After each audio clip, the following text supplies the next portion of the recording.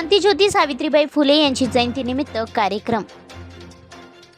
आज दिनांक 3/1/2023 महिला आर्थिक विकास महामंडळ गोंदिया महाराष्ट्र राज्य ग्रामीण जीर्णोन्नती अभियानांतर्गत स्त्री शक्ती लोकसंचालित साधन केंद्र करटी सुरक्षा व रक्षा ग्रामसंस्था बेड्डीपार येथे क्रांतीज्योती सावित्रीबाई फुले जयंतीनिमित्त कार्यक्रम घेण्यात आले।